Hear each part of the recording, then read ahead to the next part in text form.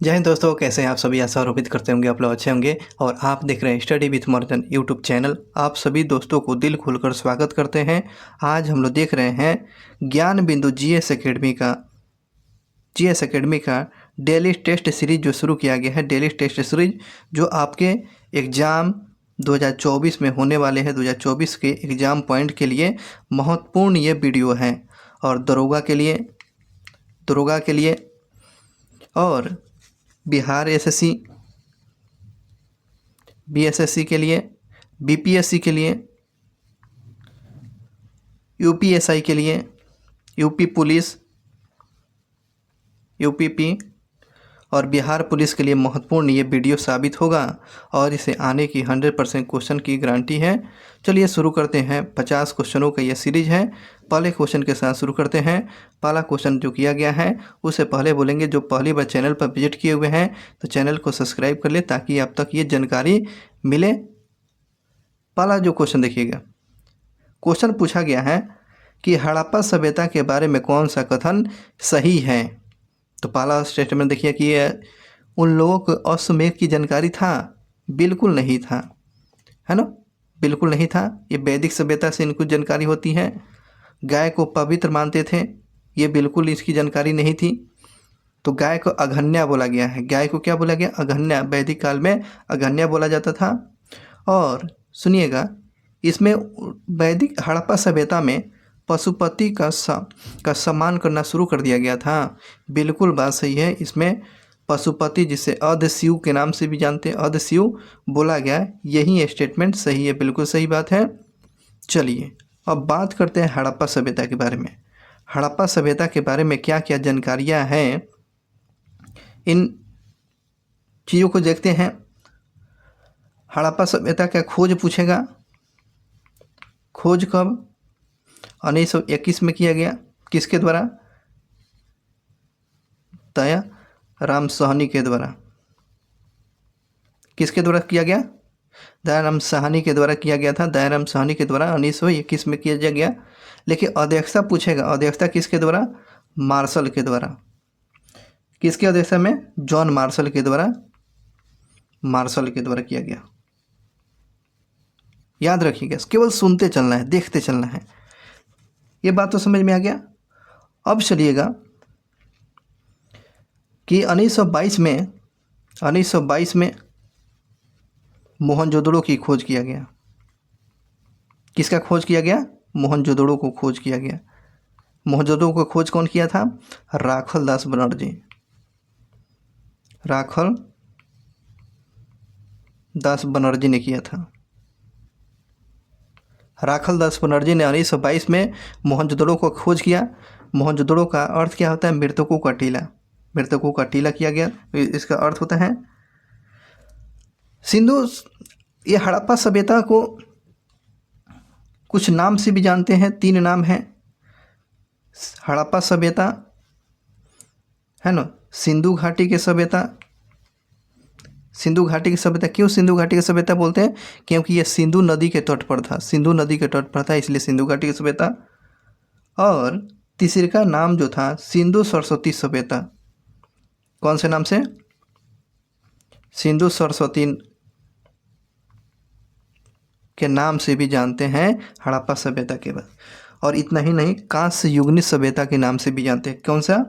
कांस्य युगनी सभ्यता। कांस्य युगीन सभ्यता। क्यों कांस्य युगनी सभ्यता बोलते हैं?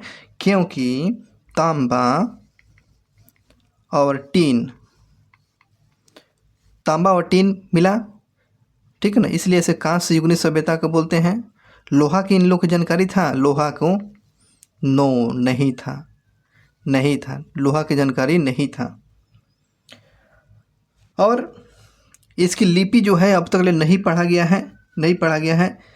लिपि क्या है? चित्रात्मक है, भाव चित्रात्मक। इसको कैसे? तो चित्रात्मक, चित्र के माध्यम से उस चीज़ को समझा जा सकता है, ठीक है। और अभिलेखों का अध्ययन एपिग्राफी करते हैं। अभिलेखों का अध्ययन को क्या बोलते हैं? एपिग्राफी बोलते हैं, ठीक है। अब देखिएगा, कुछ इंपॉर्टेंट फैक्ट को आपको देखना जरूरी है।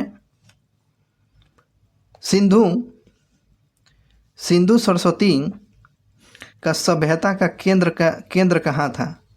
सिंधु और सरस्वती सभ्यता का केंद्र कहाँ था? कालीबंगा, याद कर लिए, कालीबंगा था। समझ में आ गया? सिंधु सरस्वती का प्रमुख केंद्र कहाँ था? तो कालीबंगा, याद रखेंगे। कालीबंगा का अर्थ होता है काली रंग का चूड़ियाँ। मोहनजोदड़ो किस नदी के किनारे? रावी नदी के किनारे। मोहनजोदड़ो किस नदी के किनारे? रावी नदी के किनारे। मोहनजोदड़ो नहीं, मोहनजोदड़ो सिंधु नदी के किनारे। मोहनजोदड़ो हो जाएगा सिंधु नदी के किनारे। और हड़प्पा जो हो गया, हड़प्पा जो है, हड़प्पा किस नदी के किनारे? रावी नदी किनारे, रावी नदी के किनारे। ठीक है। और भारत का प्रथम नगरीय सभ्यता कौन सी सभ्यता? नगरीय सभ्यता है। नगरीय सभ्यता ये हड़प्पा सभ्यता, हड़प्पा सभ्यता, जिसे सैंधो सभ्यता के नाम से भी जानते हैं। इसी को सैंधो सभ्यता के नाम से भी जाना जाता है, सैंधो सभ्यता के नाम से भी जानते हैं। हड़प्पा रावी नदी के किस तट पर है? हड़प्पा जो है रावी नदी के किस तट पर है जी? रावी नदी के किस तट पर है? तो बाएं तट पर। ऑप्शन में दे देगा दाहिने बाएं, बाएं तट पर है, याद रखेंगे, रावी नदी के बाएं तट पर है। और सबसे ज़्यादा तांबा धातु का प्रयोग किया गया किस धातु का? तांबा का धातु का प्रयोग किया जाता है, इसलिए इसे ताम्रयुगीन सभ्यता बोलते हैं।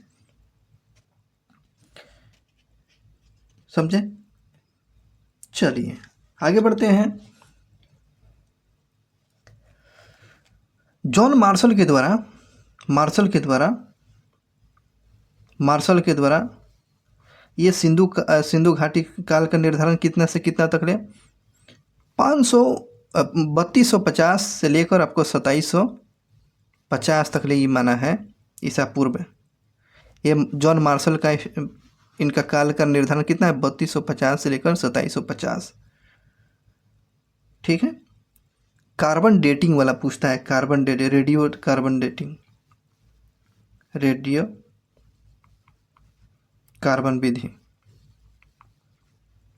पद्धति है। तो समय का इसका कितना निर्धारण किया गया है? 2300 से लेकर आपको 1700 ईसा पूर्व को बोलते हैं। ये आपको रेडियो कार्बन विधि के द्वारा आपको इसका समय का निर्धारण किया गया है। और इसी के क्रम में अलग अलग वैज्ञानिकों के द्वारा, मार्टिन व्हीलर के द्वारा कितना समय का निर्धारण किया था?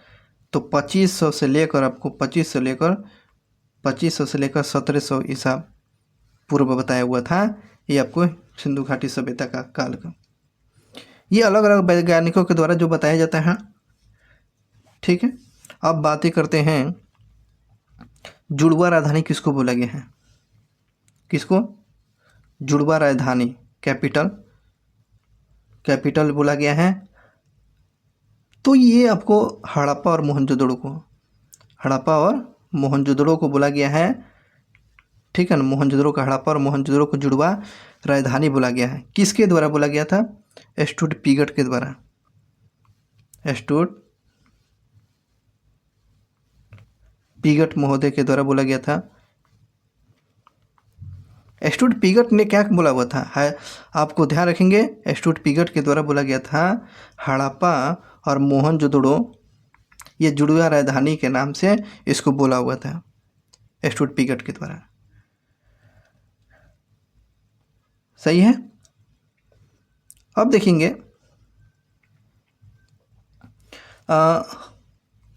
वर्गाकार मोहर कहाँ से मिलता है? वर्गाकार मोहर की जानकारी कहाँ से मिलती है? तो ये वर्गाकार मोहर आपको सिंधु से मिलती है, सिंधु घाटी सभ्यता से मिलती है वर्गाकार की। बात करते हैं सुमेरियन सभ्यता, यह सिंधु घाटी सभ्यता के समकालीन थी। सुमेरियन से कितने प्रकार के अक्षर मिलते हैं? कौन से? सुमेरियन सभ्यता से कितना अक्षर की जानकारी मिलती है? अक्षर कितना अक्षर मिला हुआ है? तो 900 अक्षर मिला हुआ है। कितना अक्षर? तो 900 सुमेरियन। तो इसलिए इसको सुमेरियन को होता है ना, सुमेरियन को सुंदर अर्थ मतलब सुमेरियन का क्या होता है? सुंदर लिखने की कला को सुमेरियन बोला गया। सुमेरियन का मतलब होता है सुंदर लिखने की कला। तो ये अक्षर की जानकारी कितना है? 900 अक्षर की जानकारी बोलते हैं। तो सिंधु घाटी के प्रथम क्वेश्चन पूछता है, प्रथम सिंधु घाटी के प्रथम प्रजाति कौन सी? प्रजाति पूछेगा तो प्रो-ऑस्ट्रेलाइड। सारा क्वेश्चन पूछा गया ऑस्ट्रेलाइड, प्रो-ऑस्ट्रेलाइड है। प्रो-ऑस्ट्रेलाइड याद रखेंगे, प्रो-ऑस्ट्रेलाइड ये आपको सिंधु घाटी के प्रथम आपको प्रजाति है। सर्वप्रथम जो है इस काल का निर्धारण किसने किया था? काल का निर्धारण सर्वप्रथम सिंधु हड़प्पा सभ्यता का काल का निर्धारण कौन किया था? जॉन मार्शल ने किया था। कौन? John Marshall. जॉन मार्शल जो है इस काल का निर्धारण, समय का निर्धारण किया था। सिंधु घाटी सभ्यता का समय के निर्धारण सर्वप्रथम कौन किया था? तो सर जॉन मार्शल के द्वारा किया गया था, मार्शल के द्वारा। लिखने की कला कहाँ सबसे ऊंची होती है? सुमेरियन कला में, ठीक है ना। सुमेरियन कला में सबसे सर्वप्रथम यहीं पे सुमेरियन लिखने की बात है। लेकिन सिंधु घाटी के सभ्यता के लोग को लिखने की जानकारी था, बिल्कुल थी, लेकिन अब तक नहीं पढ़ी जा चुकी है। बेलनाकार मोहरे, बेलनाकार ये मोहरे कहाँ थे? सुमेरियन काल से मिलती है, सुमेरियन से मिलती हैं। इस बात को ध्यान रखेंगे। सिंधु घाटी की सभ्यता कैसा था? तो चित्रात्मक था। कैसा मिलता हुआ है? तो ये चित्रात्मक मिलता हुआ, चित्रात्मक मिला हुआ है। समझ में आ गया? और भव्य कब्र, कौन सा कब्र? भव्य कब्र कहाँ से मिलती है? भव्य कब्र कहाँ से मिलती है? तो ये ध्यान रखिएगा, मिस्र और सुमेरिया, मेसोपोटामिया से, मेसोपोटामिया से, मेसोपोटामिया से। मिस्र और मेसोपोटामिया का सभ्यता और सिंधु घाटी की सभ्यता तीनों समकालीन था। ऑप्शन में रहता चीन की सभ्यता, वहीं आपको गलती हो जाता है, वहीं आपको चीन की सभ्यता विकसित नहीं था। सिंधुवासी को लोहा की जानकारी था? नहीं था। और इसको, इस काल को क्या बोलते हैं? प्रोटो-हिस्टोरिक बोलते हैं। प्रोटो हिस्टोरिक काल बोलते हैं। हिस्टोरिक बोलते हैं, प्रो हिस्टोरिक काल बोलते हैं इसी को। जैसे अध ऐतिहासिक काल, इसी को प्रो हिस्टोरिक, अध ऐतिहासिक काल। समझ में बात आ गया? चलिए अब बातें करते हैं इसका जो फैलाव जो है कितना, तो 12 लाख में। कितना में फैला? 12,99,000, 12,99,600 वर्ग किलोमीटर में फैला हुआ है। हड़प्पा सभ्यता का फैलाव तो 12,99,600 वर्ग किलोमीटर में फैला हुआ है। इसकी आकृति पूछेगा, क्या पूछेगा? आकृति पूछेगा तो क्या बात करेंगे? तो ये त्रिभुजाकार आकृति है। कैसी आकृति है? त्रिभुजाकार आकृति है। अब भारत की आकृति चतुष्कोणीय है, ठीक है, चतुष्कोणीय है। अब बातें करते हैं बालाकोट। कौन सा? बालाकोट नामक जगह है, किस नदी के किनारे पर है? तो याद करिए, कन्हार नदी के किनारे पर। कन्हार नदी पर कौन सा बसा हुआ है सिंधु घाटी से? बताया तो बालाकोट जो है कन्हार नदी के तट पर बसा हुआ है, ध्यान रखेंगे। बात ये भी क्वेश्चन पूछता है कि स्वतंत्रता के बाद भारत में सबसे ज़्यादा खोजा गया कौन सा जगह? तो गुजरात में। गुजरात में सबसे ज़्यादा उत्खनन हुआ है। सबसे ज़्यादा उत्खनन कहाँ होता है? स्वतंत्रता के बाद गुजरात में हुआ है, गुजरात में। ये बात याद रखेंगे, सबसे उत्खनन तो गुजरात में। और मोहनजोदड़ो का अर्थ तो आप तो जानते ही, मृतकों का टीला होता है। ये भी क्वेश्चन पूछता है बृहद स्नागार बृहद स्नानगार कहाँ से? तो बृहद स्नानगार आपको मोहनजोदड़ो से, याद रखें मोहनजोदड़ो से मिलता है। बृहद स्नानगार होता है कहाँ से मिलता है? तो मोहनजोदड़ो से मिला हुआ है बृहद स्नानगार। और अन्नागार, अन्नागार कहाँ से? तो मोहनजोदड़ो से, मोहनजोदड़ो से मिला हुआ है। और ये भी क्वेश्चन पूछता है कि तांबा का इक्का गाड़ी, किसका? तांबा का गाड़ी, इक्का गाड़ी। तांबा का इक्का गाड़ी कहाँ से मिलता है? तो ये आपको हड़प्पा से मिलता है तांबा का इक्का गाड़ी। ये भी क्वेश्चन पूछता है R37 नमक कब्रिस्तान कहाँ से मिलता है? R37 नमक कब्रिस्तान कहाँ से मिला हुआ है? तो ये आपको हड़प्पा से मिला हुआ है, हड़प्पा से। R37 जो है नमक, ये जगह कहाँ से मिलता है? तो हड़प्पा से मिलता है। ठीक है, अब बातें करते हैं सोथी सभ्यता। कौन सी सभ्यता? सोथी संस्कृति। सोथी संस्कृति है, सभ्यता नहीं, संस्कृति। सोथी संस्कृति का साक्ष्य कहाँ से मिलता है? तो सोथी संस्कृति के जब बीकानेर के, कहाँ से मिलता है सर? बीकानेर से मिलता है। सोथी संस्कृति की जानकारी, ये सोथी संस्कृति की जानकारी आपको बीकानेर राजस्थान से मिलता है। ठीक, इक्का गाड़ी तो आपको तो याद हो गया, हड़प्पा से। और बात करते हैं हड़प्पा पूरा, बात करते हैं धौलावीरा नामक जगह कहाँ है? धौलावीरा, धौलावीरा जगह कहाँ है? तो ये गुजरात में पड़ता है।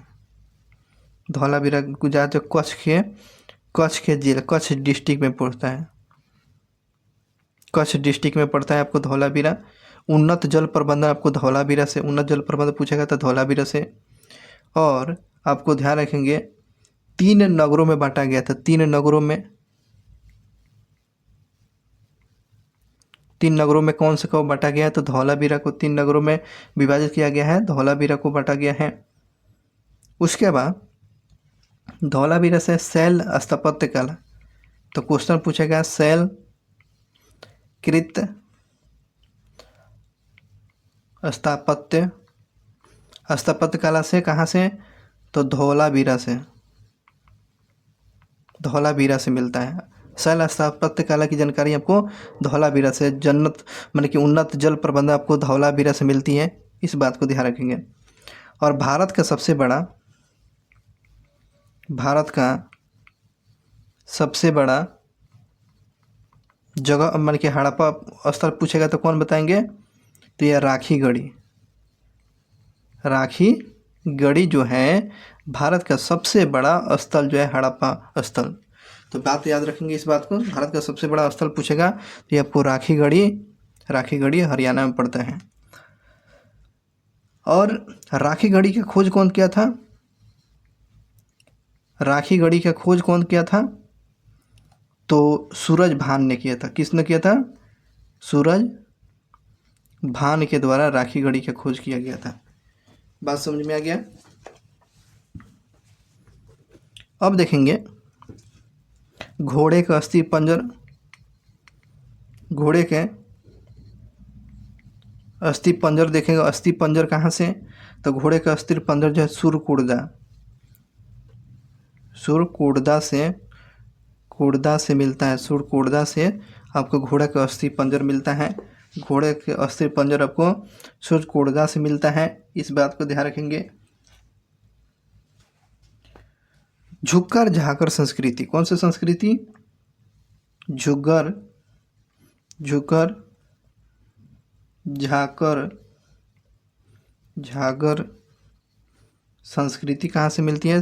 झुग्गर झाकर संस्कृति तो ये आपको चूहदड़ों से, कहाँ से मिलती है?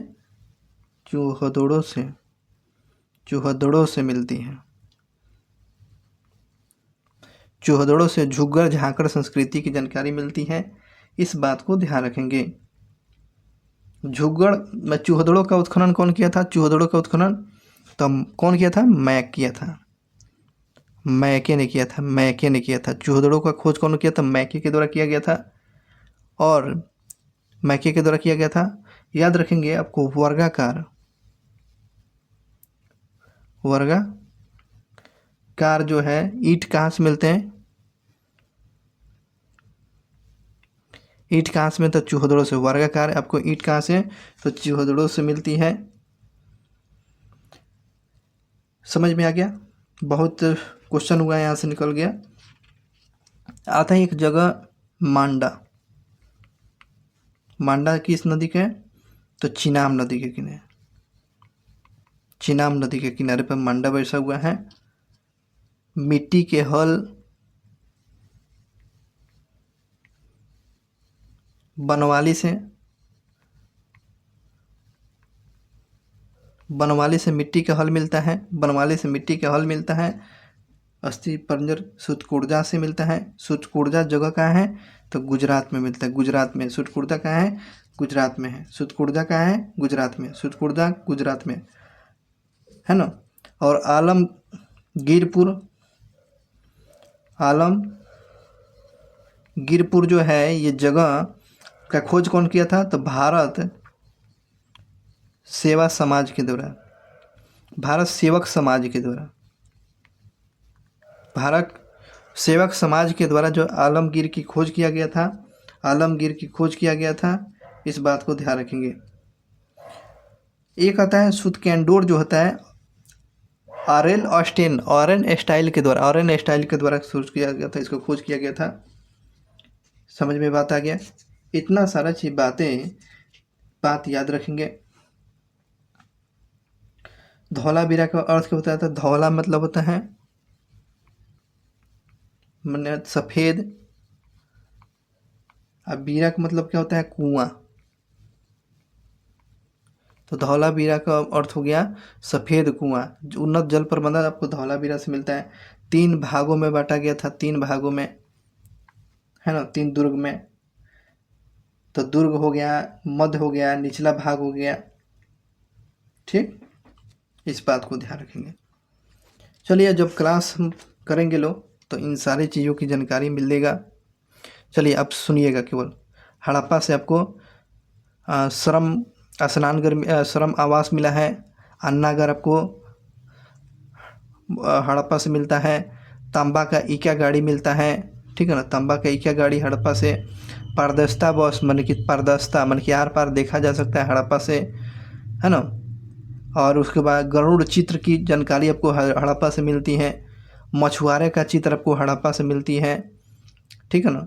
शंख का बैल मिलता है आपको हड़प्पा से। कांस्य दर्पण आपको हड़प्पा से मिलता है। पत्थर का नटराज मूर्ति पूछेगा तो आपको हड़प्पा से मिलते हैं। ठीक है। अब वहीं आपको बृहद स्नानघर आपको मोहनजोदड़ो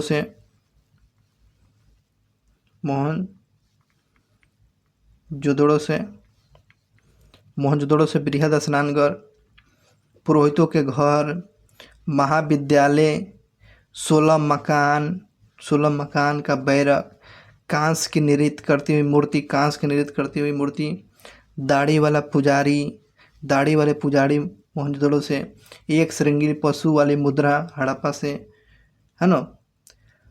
और मजीठ रंग के जो है लाल रंग का कपड़ा मिलता है, लाल रंग का कपड़ा, मिट्टी के बने बैलगाड़ी, शिलाजीत, स्वस्तिक का चिन्ह भी मिलता है। स्वस्तिक का चिन्ह कैसे बनता है? ऐसे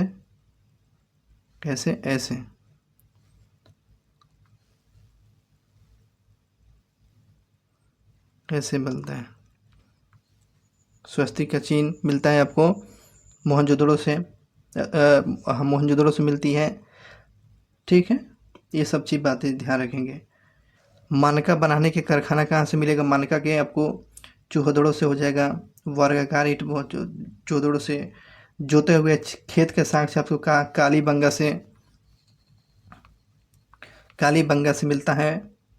हवन के कुंड हो जाएगा अग्निकुंड। अलंकार में डिजाइनदार ईंट हो गया कहाँ से? तो कालीबंगा से। सबसे बड़ा गोदीबाड़ा पूछता है, कौन सा? गोदीबाड़ा मन की बंदरगाह कौन है? सबसे बड़ा गोदीबाड़ा कौन है? तो लोथल है। लोथल किस नदी? तो भोगवा नदी किनारे, भोगवा नदी किनारे बसा लोथल। ठीक, लोथल भोगवा नदी किनारे। घोड़ा का जबड़ा मिलता है आपको लोथल से, घोड़ा का जबड़ा गोद यहाँ से मिलता है। घोड़ा का मूर्ति भी मिलता है। 3 समाधि वाला की जानकारी यहाँ से मिलती है, लोथल से ही। बनवाली से मिलता है आपको मिट्टी के हल। चलिए, आपको हड़प्पा से इतना सारी चीज़ जानकारियाँ हुआ, तो आशा करते होंगे आप इसी को ध्यान रखेंगे। अक्सर ये एग्ज़ाम में पूछे जाते हैं। ठीक, अब बातें करते हैं अगला क्वेश्चन की बातें। अगला क्वेश्चन पूछा गया है, दूसरे नंबर का क्वेश्चन देखेंगे। अगुता के जाना नहीं है, इम्पोर्टेंट सारे जो फैक्ट आपको सामने मिल रहा है। गौतम बुद्ध के द्वारा भिक्षुणी संघ की स्थापना कहाँ किया गया? तो गौतम बुद्ध के द्वारा है वो भिक्षुणी संघ की स्थापना किया गया कहाँ? तो आपको ध्यान रखेंगे इसका सही जगह वैशाली में है ना, वैशाली में इसको स्थापित किया गया। वैशाली में इसकी स्थापना किया गया। बौद्ध भिक्षुणी संघ की स्थापना किया गया। तो ये बातें हमेशा ध्यान रखेंगे। बौद्ध भिक्षुणी की संघ, ये वैशाली बिहार में पड़ता है और यहाँ पर इसकी स्थापना किया गया। ठीक है, अब बात चलते हैं बुद्ध की। जन्म हुआ था कब? तो 563 में हुआ था। कपिल वस्तु में, कहाँ हुआ था? कपिल वस्तु में हुआ था। और यह कुल कौन था? शाक्य कुल के, शाक्य कुल क्षत्रिय, शाक्य कुल क्षत्रिय के थे। इनकी माता का नाम क्या था? माता महामाया या माया देवी है ना, इनकी माता थी, जो कोलिय गणराज की कन्या थी। कौन सी? कोलिय गणराज की, कोलिय गणराज की ये कन्या थी। कौन? इनकी माता माया देवी कोलिय गणराज की थी। पिता इनके कौन थे? सुयोधन थे, सुयोधन थे। सुयोधन इनके पिता थे। इनका बेटा का नाम कौन था? तो राहुल था, राहुल था। ठीक, और 7 दिन के बाद क्या होता है? जब माया देवी प्रेग्नेंट थी, गर्भवती थी, तो मृत्यु हो जाती है। ठीक, अब बातें करते हैं बुद्ध के बारे में, जिन्होंने प्रथम उपदेश दिया था, जिसे धर्म चक्र बोलते हैं। धर्म चक्र है ना, सारनाथ में दिया था। और 35 वर्ष की उम्र में इनको ज्ञान की प्राप्ति हुआ था। बैसाख पूर्णिमा के दिन इनको ज्ञान की प्राप्ति हुआ था। जो फाल्गुनी नदी किनारे, कौन सी नदी? फाल्गुनी नदी किनारे। कौन सी नदी? फाल्गुनी नदी किनारे, पीपल वृक्ष के नीचे,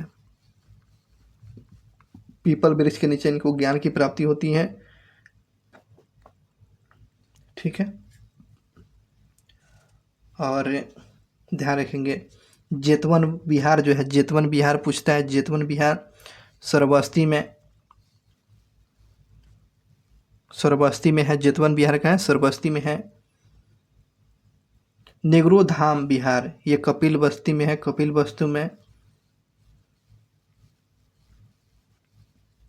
वस्तु में है। नेग्रो धाम बिहार है, नेग्रो धाम बिहार है।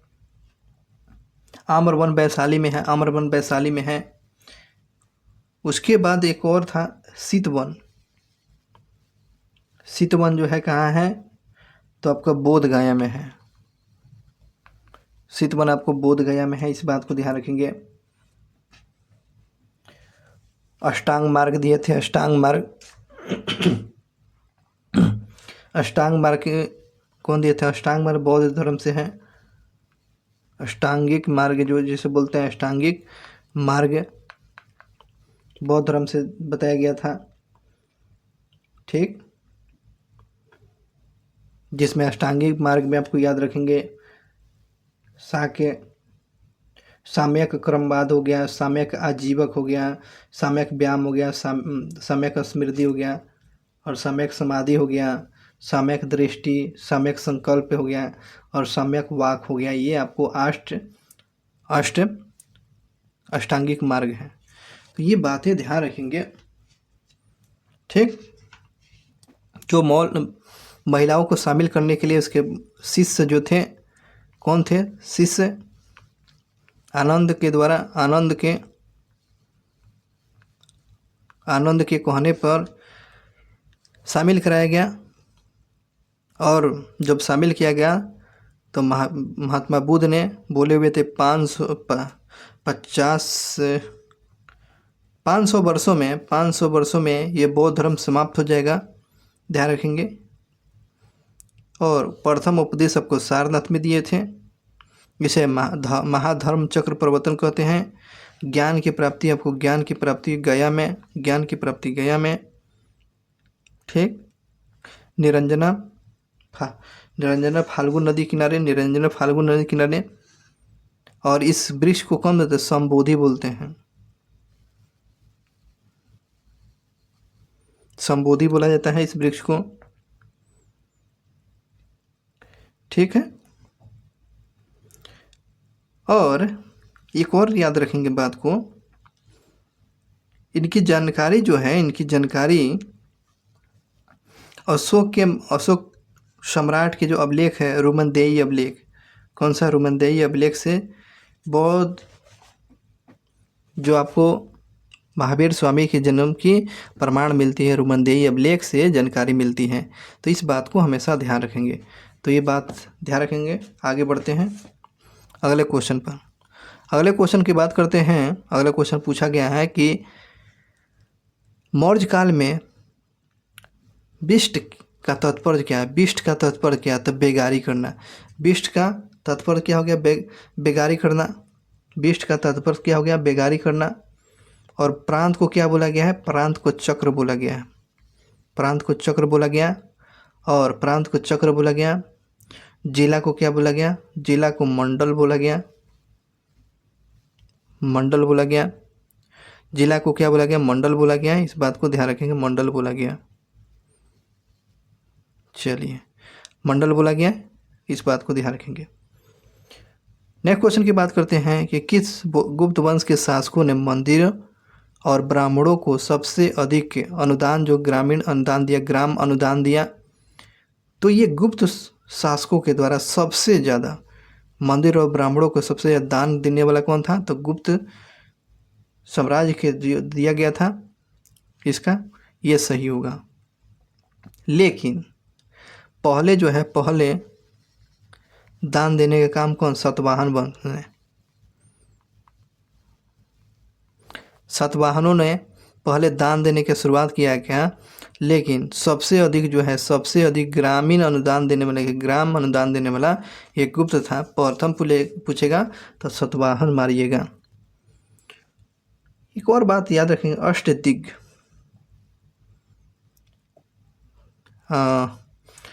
आगे बढ़ते हैं। अष्टदिग्ग आगे मिलेगा। हाँ, यहाँ पर है अष्टदिग्ग। देखेंगे निम्नलिखित में से वो कौन सा एक प्राचीन भारत में व्यापारियों का निगम था? तो क्या था भाई? ये निगम क्या था? 5 के इसका सही जवाब हो जाएगा कि अष्ट दिग्गज या चतुर्मंगलम अष्ट दिग्गज। ठीक, अब देखिए, अष्ट दिग्गज जो थे, जो आपको विजयनगर साम्राज्य के कृष्णदेव राय शासक थे, महान शासक। और ये तेलुगु भाषा के जानकार थे। तेलुगु भाषा के जानकार थे ये, और तेलुगु भाषा के जानकार होने के साथ साथ 8 इनके दरबार में महत्वपूर्ण विद्वान थे, और इसी को अष्टदिग्गज कहा गया। ठीक है, अष्टदिग्गज। चलिए आगे बात करते हैं। अष्टप्रधान की बात आता है। अष्टप्रधान,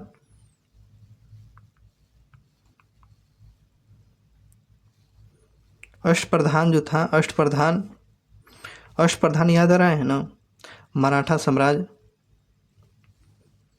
साम्राज्य के शिवाजी के प्रशासन का ये इकाई था अष्टप्रधान। ठीक है, लेकिन इसमें इसका सही जवाब क्या होगा? चतुर्वेदी मंगलम, ये क्या हुआ करता था? तो ये आपको ऐसे जो भूमि जो ब्राह्मणों को दान दिया जाता था, जो भारत में व्यापारियों के द्वारा निगम, तो ये हो गया नहीं, ये हो जाएगा आपको ब्राह्मणों को दान देने वाले भूमि को क्या बोलेंगे? तो इसको बोलेंगे चतुर्वेदिक मंगलम बोलेंगे। लेकिन इसका सही जवाब ये होगा, ये नहीं होगा। ये आपको डिस्कशन में इसको मिस कर गए थे, ध्यान रखेंगे इस बात को। चलिए नेक्स्ट क्वेश्चन पर चलते हैं। अगला क्वेश्चन देखिएगा। सल्तनत काल में इमाम भूमि किसको दिया जाता था? ये जो किसको दिया जाता था बताइए? विद्वान और धार्मिक व्यक्तियों को इनाम भूमि दिया जाता था। सल्तनत काल में ये इनाम भूमि दिया जाता था। ठीक, अगले क्वेश्चन देखते हैं। अगले क्वेश्चन पूछा गया कि गुजरात विजय के उपलक्ष्य में जो अकबर ने निम्नलिखित में से किसका निर्माण किया था? तो इसमें बुलंद दरवाज़ा का निर्माण किया था। बुलंद दरवाज़ा का निर्माण आपको गुजरात में अकबर द्वारा किया गया था। और ध्यान रखेंगे, इसको बोला जाता है विश्व के दूरगामी अभियान। विश्व का सबसे दूरगामी अभियान कौन है? तो ये आपको गुजरात विजय। दूरगामी मैंने के सबसे तेज, मैंने कि 2 बार है ना, बहुत ही जल्दी आक्रमण किया गया। 2 बार आक्रमण किया था। एक बार जीतने के बाद फिर से कोलाहल हो चुका था, मतभेद हो गया था, इसलिए दोबारा आक्रमण किया, फिर से जीता, और जीतने के बाद ये बुलंद दरवाज़ा का निर्माण किया। जो ध्यान रखेंगे, फतेहपुर सीकरी, कौन सा? फतेहपुर सीकरी में बुलंद दरवाज़ा का निर्माण कराया। इतना ही नहीं, दीवाने खास, दीवाने आम,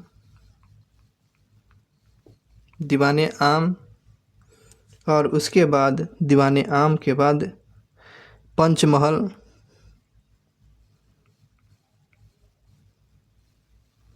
का निर्माण किया था। ठीक है, उसमें गुजरात विजय के उपलक्ष्य में शासक कौन था? मुजफ्फर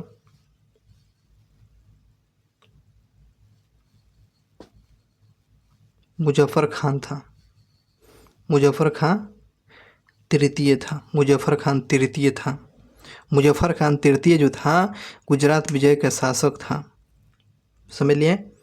और ये कब आक्रमण किया था? गुजरात विजय कब चला हुआ था? तो 1572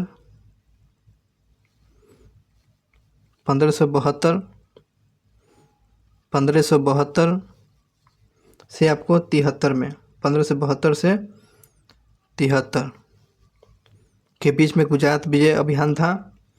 और अकबर जो शासक को बना था, बादशाह बना था। बादशाह को बना तो 1556 में बना था। बादशाह बना 1556 में। चलिए ये बात याद रखेंगे। आगे बढ़ते हैं, अगले क्वेश्चन पर चलते हैं। अगला क्वेश्चन पूछा है निम्नलिखित में से चेका नामक गुप्त पुलिस संगठन किसका था? चेका नामक गुप्त संस्थान या लेनिन का था, ये गुप्त विभाग किसका था? पुलिस का ये गुप्त विभाग ये लेनिन का। ठीक है। नेक्स्ट क्वेश्चन, मुसोलिनी को एक अन्य नाम से जानते हैं। मुसोलिनी को किसको नाम से जानते हैं? तो मुसोलिनी को किस नाम से जानते हैं? तो ड्यूस के नाम से जानते हैं। मुसोलिनी को किस नाम से? तो ड्यूस के नाम से। इसे हिटलर को बोलते हैं, हिटलर को। फ्यूहर जो है हिटलर को बोला जाता है। ठीक है। ये जर्मनी का शासक था और इसका जन्म हुआ था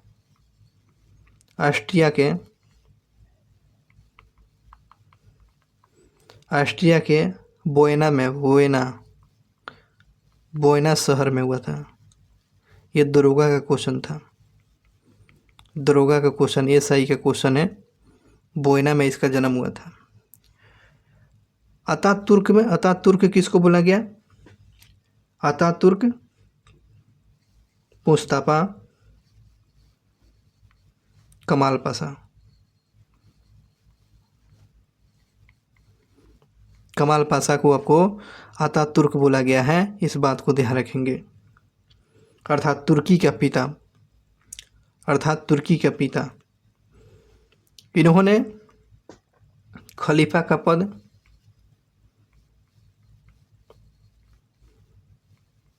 इंड कर दिया। कब किया? 1924 में कर दिया। 1924 में खलीफा का पद मुस्तफा कमाल पाशा, जिसे अतातुर्क बोलते हैं, खलीफा का पद को समाप्त कर दिया। इस बात को ध्यान रखेंगे। अगले क्वेश्चन पर देखते हैं। अगला क्वेश्चन जो पूछा गया है, गोडेहू की संधि। कौन सा संधि? गोडेहू की संधि वह कौन सा युद्ध से हुआ? गोडेहू की संधि के द्वारा कौन सी संधि से होता है? कौन सा युद्ध समाप्त होता है? चलिए ऑप्शन के साथ आइए। गोडेहू की संधि होता है, तो गोडेहू की संधि ये कर्नाटक का द्वितीय कर्नाटक युद्ध से समाप्त होता है। ठीक है। अब देखेंगे प्रथम कर्नाटक युद्ध कब हुआ था। प्रथम कर्नाटक युद्ध याद रखेंगे। प्रथम कर्नाटक युद्ध पूछेगा तो 1746 से आपको 48 तक ले संधि पूछेगा। एला सापल की संधि ये आपको प्रथम कर्नाटक को 1746 से 48 तक ले चला हुआ था एला सापल की संधि के द्वारा। ठीक है। अब बातें करते हैं ये कब हुआ था। द्वितीय कर्नाटक युद्ध कब हुआ था? तो 1749 से लेकर 54 तक ले चला हुआ था कर्नाटक के द्वितीय युद्ध। अब तृतीय युद्ध जो हुआ था कब हुआ था? 1756 से लेकर 63 तक ले, 56 से 63 तक ले। और ये पेरिस के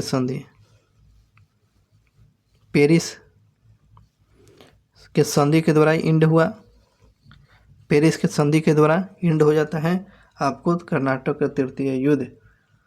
और ध्यान रखेंगे वांडीवास के युद्ध,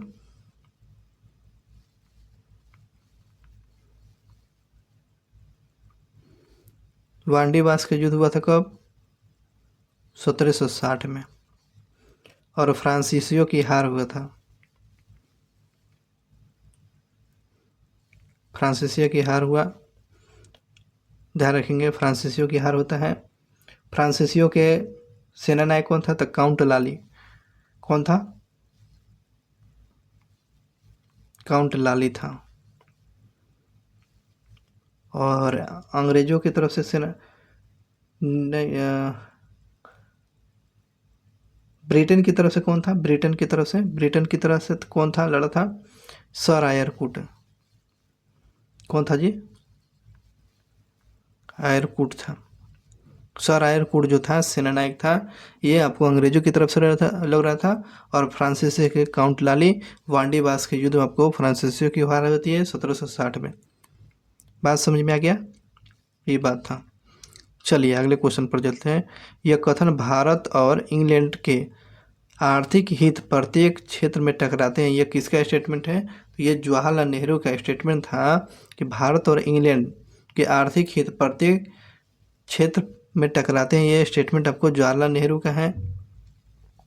discovery of India Jawaharlal Nehru ने लिखा हुआ है। युवा बंगाल आंदोलन के नेता कौन थे? हेनरी बिबेन डिरीजियो थे। हेनरी बिबेन डिरीजियो के द्वारा लिखा गया। और आपको ध्यान रखिएगा, आधुनिक भारत के राष्ट्रकवि, आधुनिक भारत के राष्ट्रपति किस राष्ट्रकवि आपको बोला जाता है? बिबेन डिरीजियो को कहा जाता है। और सुरेंद्र नाथ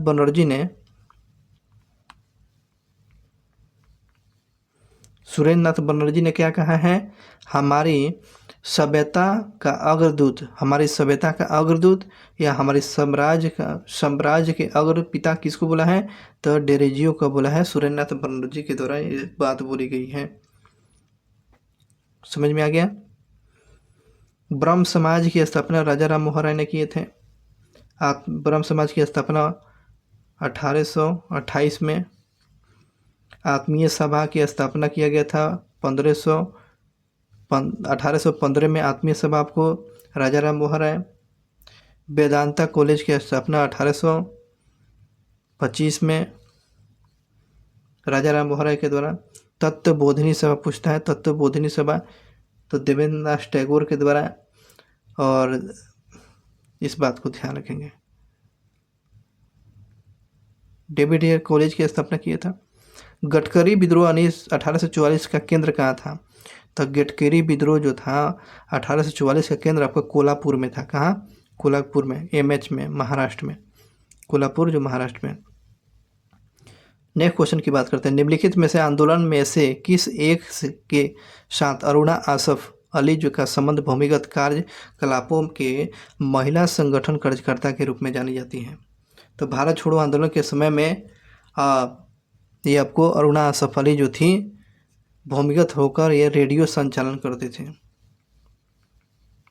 रेडियो दिवस सबको 13 फरवरी को मनाते हैं। ठीक है, अरुणा आसफ अली रेडियो का संचालन कर रही थी।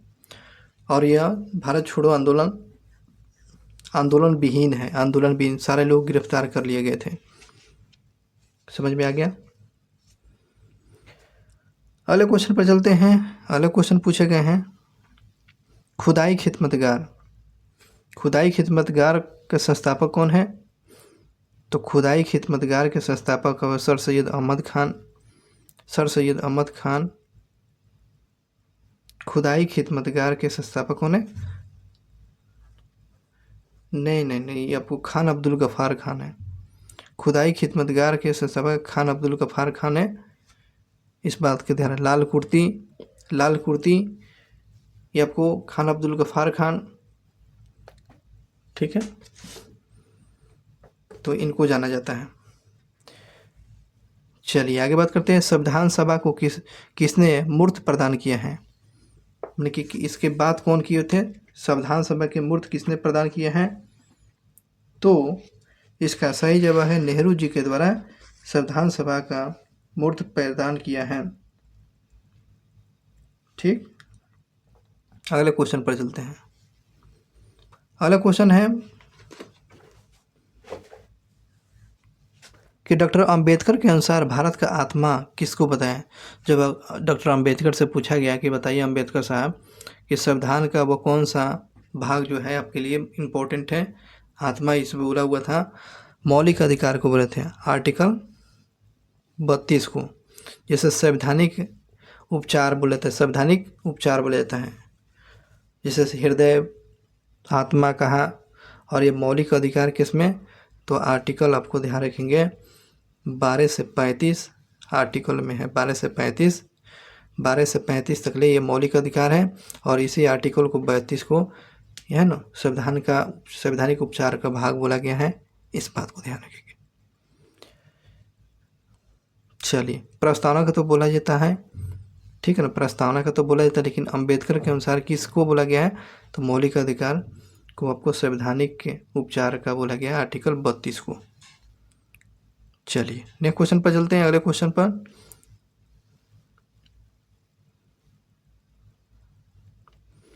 18 नंबर देखेंगे। सर्वसंपन्न संसद की अवधारणा किस देन की है? सर्वसंपन्न जो संसद की अवधारणा कहाँ से लिया गया है? तो इसका सही जवाब इंग्लैंड से आपको संसद की अवधारणा लिया गया, पार्लियामेंट के जो है ये आपको इंग्लैंड से लिया गया है। अगले क्वेश्चन की बात करते हैं। संविधान के किस आर्टिकल के अनुसार अधीनस्थ न्यायालय या जिला न्यायाधीश का प्रावधान किया गया? अधीनस्थ न्यायालय या जिला न्यायालय का प्रावधान किया गया है? तो इसका सही जवाब क्या होगा? इसका आर्टिकल 233 के द्वारा बताए 233 आर्टिकल में बोला गया है कि अधीनस्थ न्यायालय और जिला न्यायालय का प्रावधान किया गया है। समझ में बात आ गया? आर्टिकल 131 सुप्रीम कोर्ट के प्रारंभिक क्षेत्राधिकार। सुप्रीम कोर्ट के प्रारंभिक क्षेत्राधिकार की जानकारी आपको 231 में और 143 जो है किसी मामले में जो सुप्रीम कोर्ट से राष्ट्रपति जो है सलाह ले सकता है 143 आर्टिकल के साथ। बात समझ में आ गया? आगे बढ़ते हैं। 20 नंबर क्वेश्चन देखेंगे। 20 नंबर क्वेश्चन क्या है कि देशीयकरण के द्वारा नागरिकता प्राप्त करने का एक तरीका क्या है? तो इसमें हो जाएगा, ये पुरुष नहीं होगा, स्त्री होगा, काट के बुला देंगे। तो यही इसका सही है, देशीयकरण का जो नागरिकता प्राप्त करने का। तो विदेशी स्त्री से विवाह करना, विदेशी स्त्रियों से विवाह करना, तो आप सबको देशीयकरण से नागरिकता प्राप्त करने का तरीका, यही सही बात है। चलिए नेक्स्ट क्वेश्चन पूछे गए हैं कि निम्नलिखित बताने की कौन व्यक्तिगत स्वतंत्रता से संबंधित है? तो आपको बंदी प्रत्यक्षीकरण, बंदिश प्रत्यक्षीकरण जो है व्यक्तिगत स्वतंत्रता से संबंधित है, जिसे हेबियस कॉर्पस बोलते हैं। हेबियस कॉर्पस,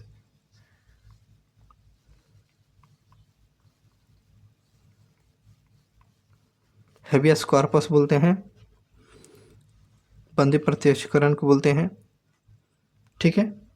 सशरीर प्रस्तुत करना, इसका मतलब कहता है सशरीर प्रस्तुत करना। और याद रखेंगे आर्टिकल 21 और 22। आर्टिकल 21 क्या बताता है? प्राण व देही की स्वतंत्रता बताता है। और 22 क्या है? गिरफ्तारी के विरुद्ध जो है संरक्षण, गिरफ्तारी के विरुद्ध में संरक्षण की बात करते हैं। तो ये बातें ध्यान रखेंगे। व्यक्तिगत स्वतंत्रता के अंतर्गत में बंदी प्रत्यक्षीकरण आता है। आर्टिकल भी याद रखेंगे इसमें। चलिए नेक्स्ट क्वेश्चन की बात करते हैं। अगले क्वेश्चन पूछे गए हैं कि निम्नलिखित में कौन सा नीति निर्धारित तत्व नहीं है ना? सूचना का अधिकार कहाँ से हो जाएगा? 2005 में आया है। ये आपको संवैधानिक अधिकार है, संवैधानिक अधिकार है। ये संसद के द्वारा 2005 में कानून बनाया गया है। ठीक है, इस बात को ध्यान रखेंगे। अब जो बात करते हैं इसमें मद्य निषेध, जो ये मद्य निषेध के जो है आर्टिकल कौन है? डीपीएसपी देखते हैं। डीपीएसपी किस है? तो ये आपको 36 से 51 में आपको डीपीएसपी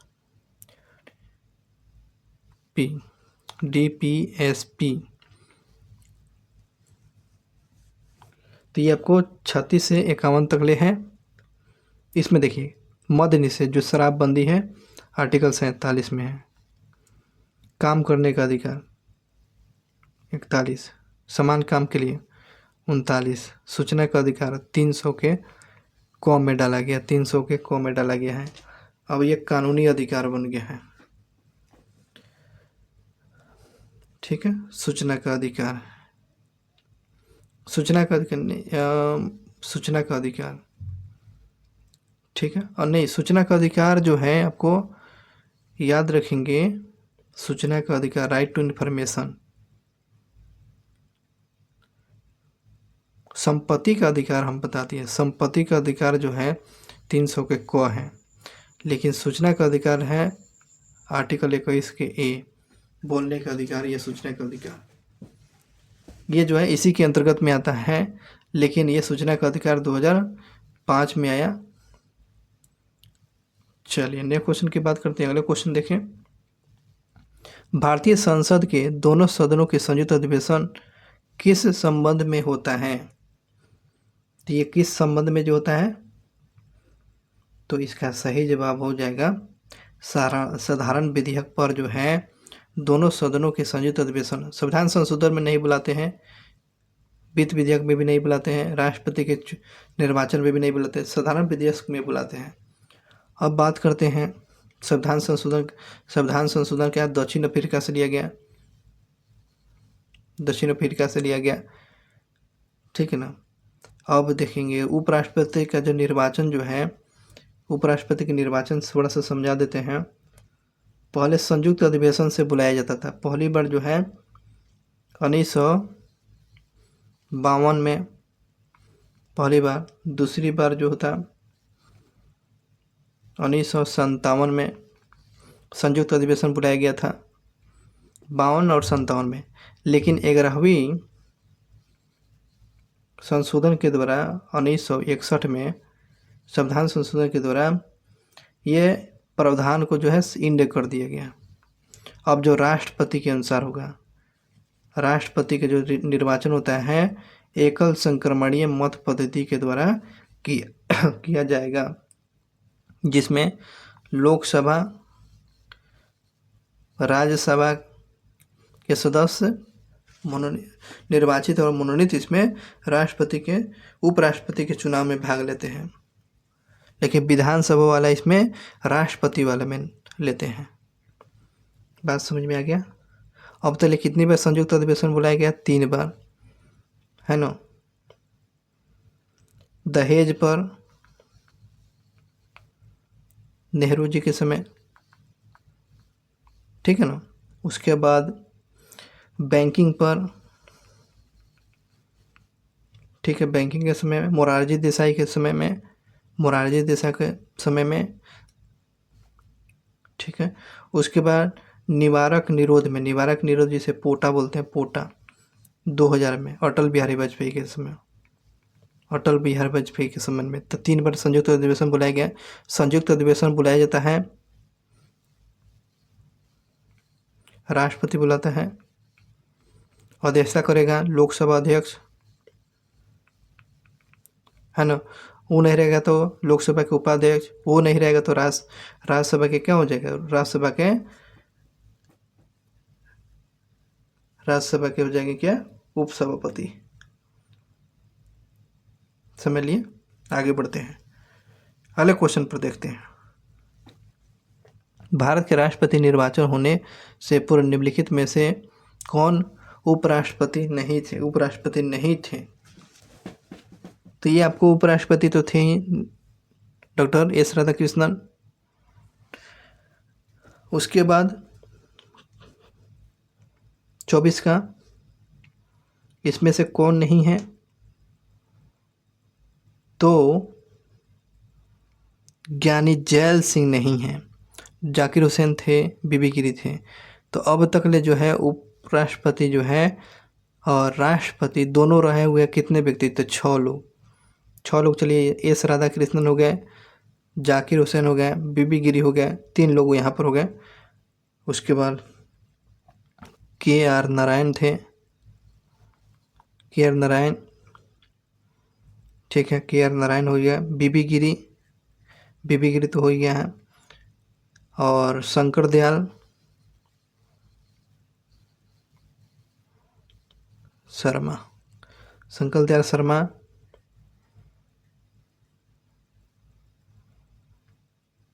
तो ये लोगों से 6 लोग थे जो राष्ट्रपति और उपराष्ट्रपति के पद पर काम किए थे, 6 लोग।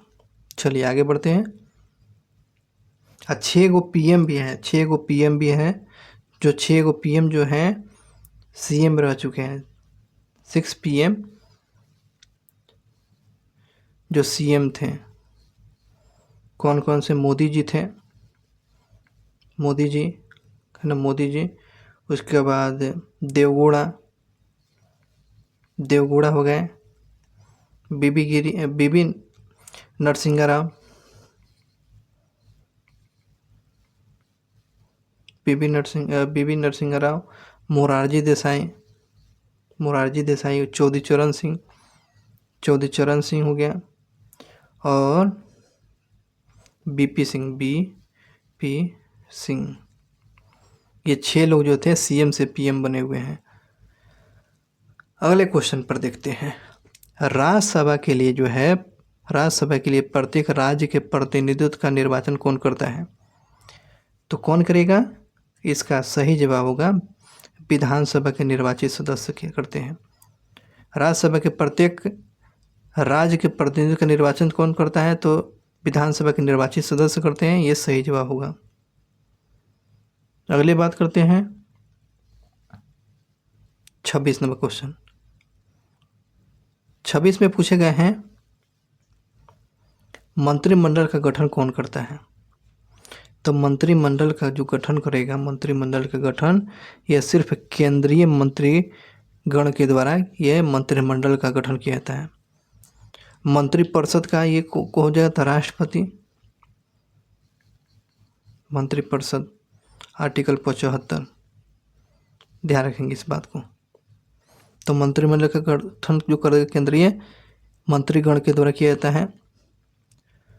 ठीक है, आगे बढ़ते हैं।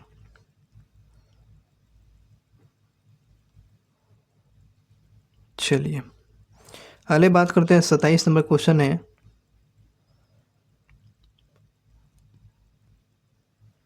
भारत में नई संसदीय प्रणाली की शुरुआत। भारत में नई संसदीय प्रणाली की जो संसदीय समिति प्रणाली की शुरुआत कब किया गया था? तो इसका सही जवाब क्या होगा?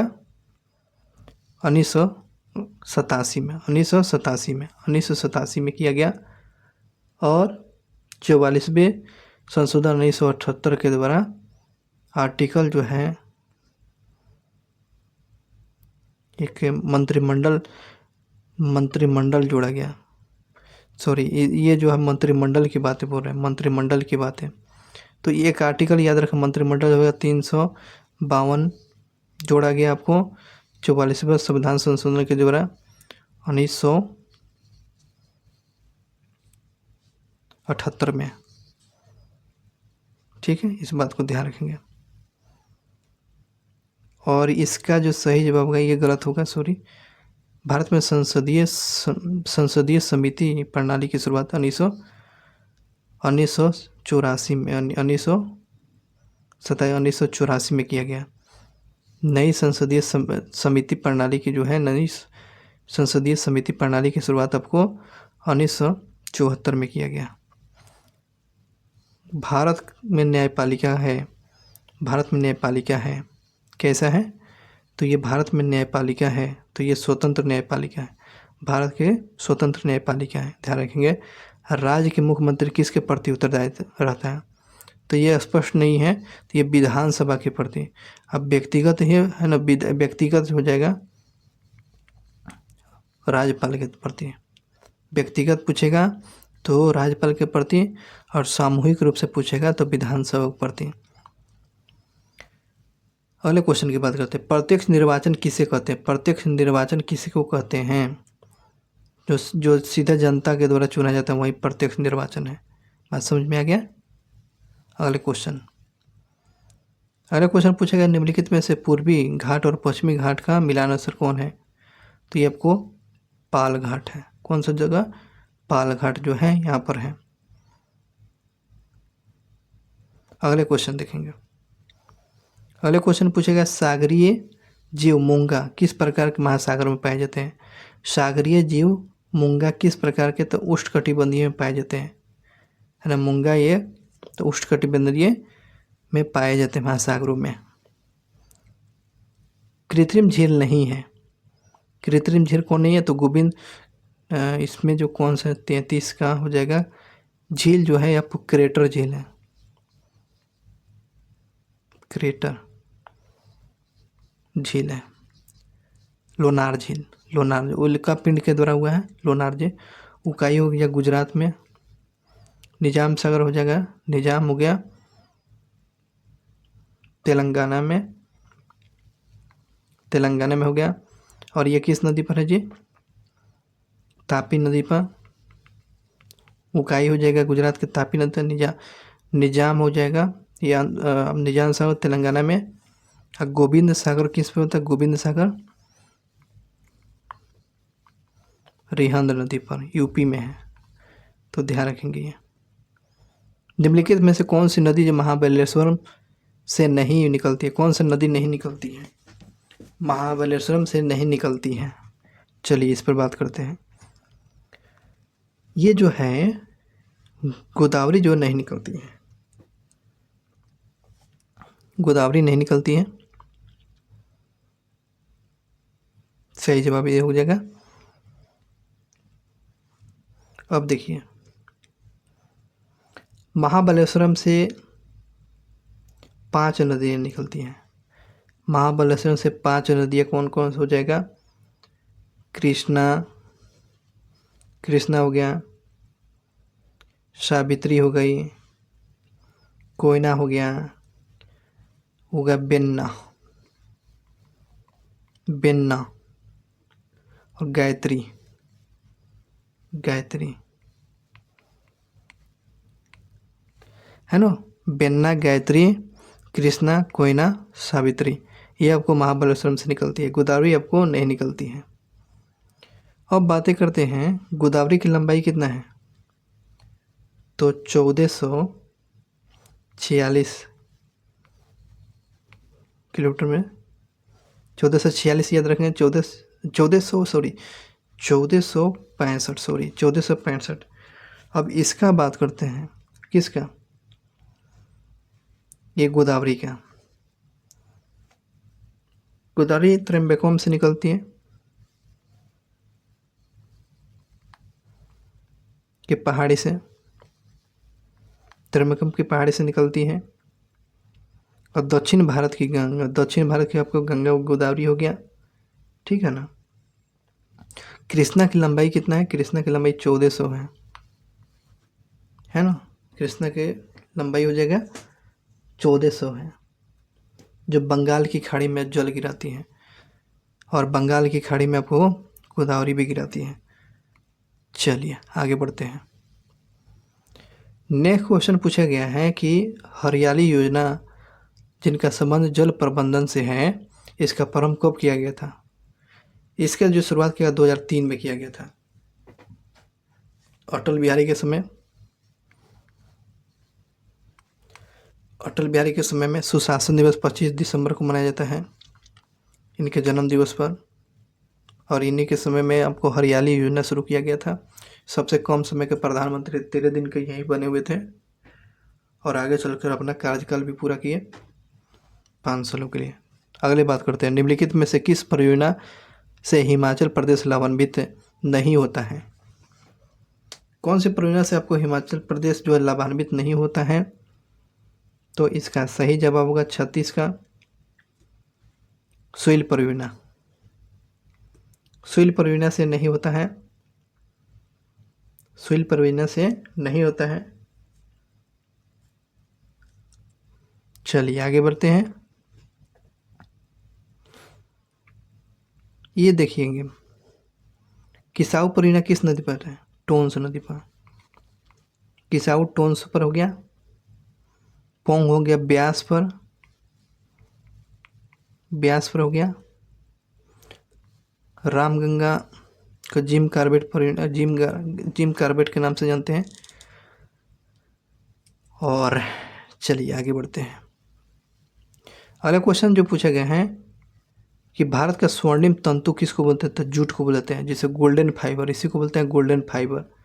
बंगाल सबसे ज़्यादा उत्पादन करता है। अब बांग्लादेश, बांग्लादेश सबसे ज़्यादा आपको गोल्डन फाइबर का उत्पादन करता है, जूट का। और भारत में पश्चिम बंगाल। भद्रावली किसके हैं? तो ये पशु की नस्ल है, तो भद्रावली, मुर्रा, जफराबादी, ठीक है ना, ये भैंस की प्रजाति है। आगे क्वेश्चन, नेक्स्ट क्वेश्चन देखते हैं। केरल के किस खनिज के लिए प्रसिद्ध है? तो ये केरल जो है आपको मोनाजाइट और थोरियम के लिए प्रसिद्ध है, इसमें बी नंबर। अब मैग्नीज के लिए उड़ीसा, मैग्नीज के लिए क्या होगा? उड़ीसा। मैग्नीज के लिए क्या होगा? उड़ीसा। मैग्नीज के लिए उड़ीसा। मोनाजाइट और थोरियम के लिए आपको केरल। निम्नलिखित में से ऊर्जा स्रोत की उनके क्षमता के अनुसार अवरोही क्रम में बताना है। ठीक है, अवरोही क्रम में बताना है। तो इसका सही जवाब क्या होगा? इसका सही जवाब, चलिए इसको निकालते हैं। 40 का घटते क्रम में कोयला आपको 54% हुआ, कोयला 54%। उसके बाद होगा नवीकरणीय ऊर्जा में कितना परसेंट? 24%। प्राकृतिक गैस में आपको 6%। और जल विद्युत में हो जाएगा, जल विद्युत में 12%। ठीक है, तो ये आपको घटते क्रम आपको देख लीजिएगा। तो सबसे ज़्यादा किसको हो गया? कोयला से हो गया, उसके बाद नवीकरणीय ऊर्जा से, उसके बाद जल विद्युत ऊर्जा से हो जाए, जल विद्युत से हो जाएगा, प्राकृतिक गैस से आपको 6%। ये आपको क्रम सही हो जाएगा। तो इसमें कुट में मिला लेंगे। चलिए आगे बात करते हैं। बिहार स्थित डालमिया नगर किस लिए प्रसिद्ध है? सीमेंट में। तो डालमिया नगर कहाँ है? रोहतास में है। डालमिया नगर कहाँ है? रोहतास में है, पड़ता है। आगे क्वेश्चन, निम्नलिखित में से किस जगह पर अनुसूचित जाति एसटी का निवास स्थल नहीं है? इसमें सभी जगह पर आपको एसटी नहीं देखने को मिलेगा। अनुसूचित जाति ये सभी जगहों पर नहीं देखने को मिलता है। अरुणाचल प्रदेश, लक्षद्वीप में नहीं देखने पर बात। आगे क्वेश्चन, चंद्रप्रभा, चंद्रप्रभा वन्य जीव किस राज्य में? चंद्रप्रभा, तो चंद्रप्रभा पूछा गया है, तो आपको चंद्रप्रभा उत्तर प्रदेश, उत्तर प्रदेश में चंद्रप्रभा है। नेक्स्ट क्वेश्चन की बात करते हैं। अगले क्वेश्चन की बात करते हैं। अगला क्वेश्चन पूछा गया गिब्सन मरुस्थल। ये गिब्सन मरुस्थल कहाँ है, पड़ता है? तो ये आपको ऑस्ट्रेलिया में। ऑस्ट्रेलिया में चलिए एक बात करते हैं, Great Sandy, Great Sandy, Great bacteria,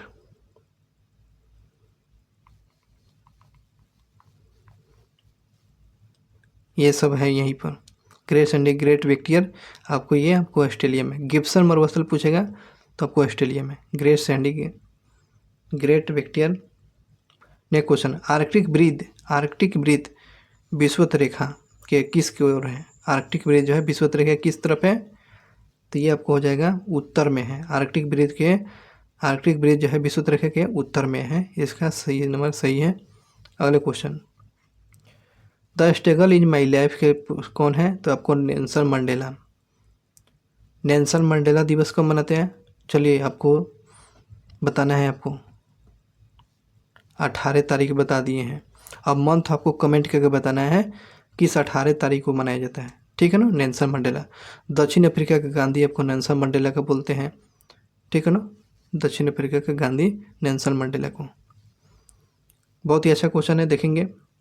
golden threshold, golden threshold किसको बोलते हैं? गोल्डन थ्रेश होल्ड ये नामक किसके पुस्तक है? तो ये आपको ध्यान रखेंगे, सरोजिनी नायडू के ये पुस्तक है गोल्डन थ्रेश होल्ड, जिसे भारत कोकिला बोलते हैं। प्रथम राज्यपाल 1925 में प्रथम महिला ये कांग्रेस के अध्यक्ष बनी हुई थी। ठीक है, इस बात को ध्यान रखेंगे। और नेक्स्ट क्वेश्चन, नर्मदा बोरलंग पुरस्कार से सम्मानित प्रथम महिला कौन है? अमृता पटेल।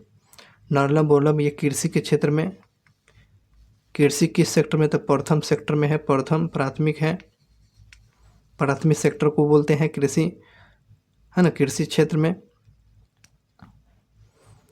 अब बातें करते हैं हरित क्रांति के। हरित क्रांति कब हुआ था? 1972 में। सबसे ज़्यादा प्रभाव हुआ था गेहूँ पर हुआ था। और ध्यान रखेंगे अमृता पटेल को जो है कब नर्मदा बोरलंग पुरस्कार दिया गया था? तो 1997 में दिया गया था। डेयरी के क्षेत्र में, दूध उत्पादन के क्षेत्र में, दूध उत्पादन के क्षेत्र में इसको अमृत पटेल को दिया गया था। चलिए आगे बढ़ते हैं, अगले क्वेश्चन की बात करते हैं। और ऑपरेशन फ्लड किससे संबंधित है? तो दूध उत्पादन से है। वर्गीकृत ऑपरेशन फ्लड मतलब कि दूध उत्पादन के लिए जाता है। नॉर्मल बोलना कृषि के क्षेत्र में।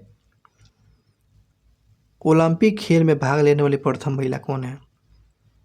तो ये तो आपको ध्यान रखेंगे, ओलंपिक खेल में जो भाग लिया हुआ था, तो इसका सही जो है मैरी लीला रो।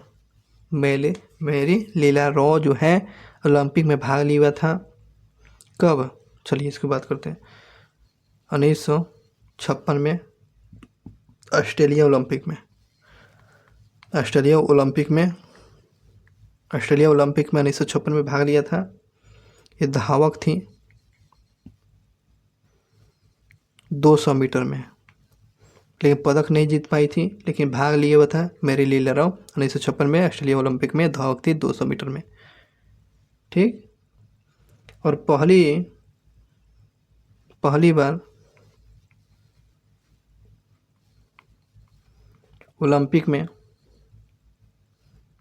ओलंपिक में याद रखेंगे महिला भाग ली थी। तो महिला भाग लिया था कब? 1900 पेरिस में जब हुआ था, पहली बार इसमें महिला ने भाग लिया था। ठीक है। और विश्व में याद रखेंगे, विश्व स्तर पर जो है, विश्व स्तर पर महिला कौन भाग लिया था? महिला कौन भाग लिया था? तो हेलेना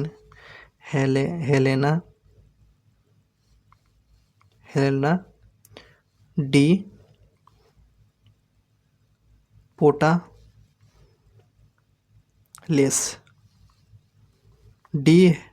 हेलेना डी पोटालेस जो थे विश्व स्तर पर जो है भाग लेने वाली प्रथम महिला थी।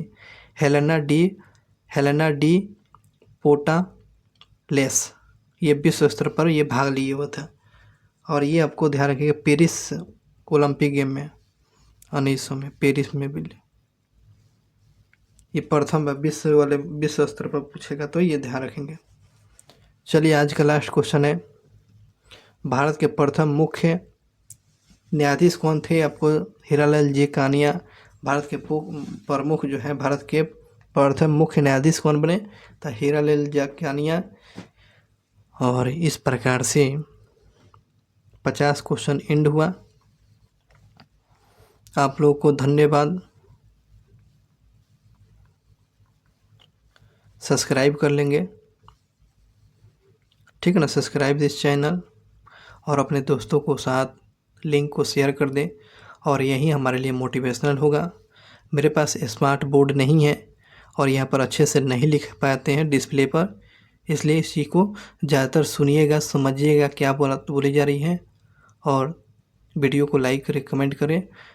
मिलते हैं नेक्स्ट वीडियो क्लास में। Thank you so much watching for video. और वीडियो को अगले